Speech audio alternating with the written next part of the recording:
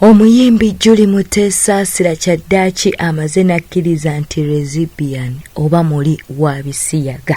Bingi ebibadde nga byogerwa, bingi ebibadde nga biyitingana ku nsonga z'okuba nti nno Julie Mutesasira muli wa bisiyaga, wabula abadde tavangayo kuba nti nno ayogera ku nsonga. Wabula ekyewuunyisa ate ensonga zino yazoogeredde wakati mu baana. Mutesasira ng'ayogera ku nsonga z'okuba nti nno gay, era y'ensonga lwaki yalekawo. Gay woman in Uganda and married to a pastor, that's an abomination. Being a gay woman in Uganda and married to a pastor, that's an abomination. Shira Gashumba takyazanyirwako mukwano gwange omulungi, era bw'obanga oyagala okumugulako olutalo ogenda weesibye bbiri, kubanga eŋŋuumi zo kw'ossa n'ebikonde abiweza. Olunaku olw'eggulo waliwo faani yabadde ali mu kuba recordinga mwana wattu Shira Gashumba kwe kuva mu mbeera ne batandika okubeera nga balwanagana. Katubeere nga tubikuwa.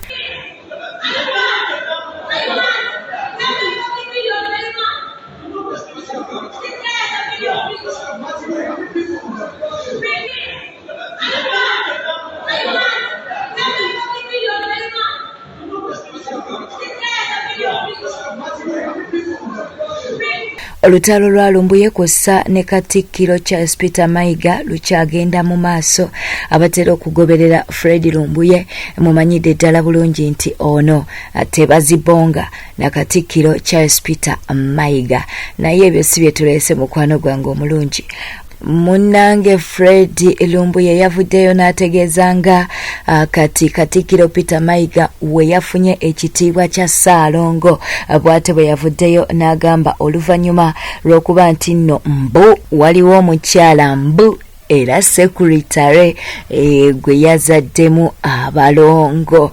Byambu tukyagenda mu maaso n'okuba nti nno tubinoonyerezaako, naye twagadde tubeere nga tubikuwa obeere nti nno obifuna bulungi. Nga olaba screenshot eyo Fred Lumbuye bw'atyo bwe yategeezezza. Osobola naawe okuba nti nno osomaasomamu, naye bibanga bituufu twagala okubeera nga tuyozaayoza Katikiro Peter Mayiga. Eyo nga tuvuddeyo muyimbi Catherine Kusasira tannapowa, era munnanga agambye nti tagenda kweweera okutuusa nga poliisi evuddeyo n'esasula ebintu ebyayonooneddwa. Tebansaagirako, tebanzannyirako. Mbojja okugala ekivu kya Catherine Kusasira.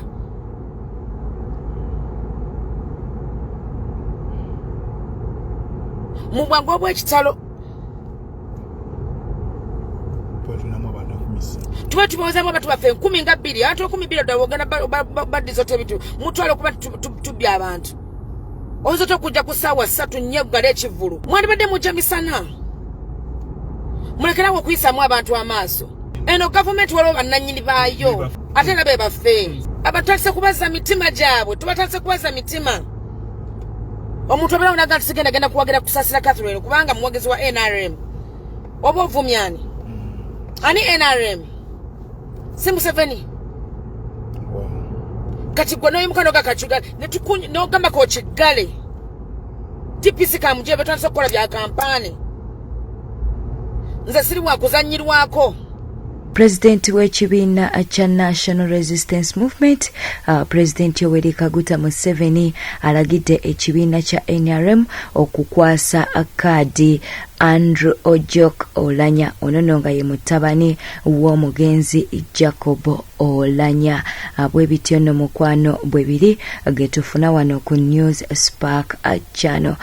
President Yoweri Kaguta Museveni agambye nti aba NRM kaadi basaanidde okuba nti bagikwasa mutabani wa Jacob Olanya okuba nti nno yeesimbawo ku kifo ky'omubaka wa Omolo County taata we gye yali akiikirira. Wabula ng'ebyo bikyali awo, abantu bawerera ddala 6 abalaze nti nabo beetaagira ddala ekifo kino ekyokuba nti nno bakiikirira abantu ba Omoro County mu by elections ezigenda okubeerawo. Awebityo no mukwano webiri katulindirire NRM ddala eneewa Andrew Ojok olanya kaadi eno oba nedda, tujja kubeera nga tubikuwa. Bwetawetambudde obadde mulabi mulungi webale kwekumira ku News Park channel.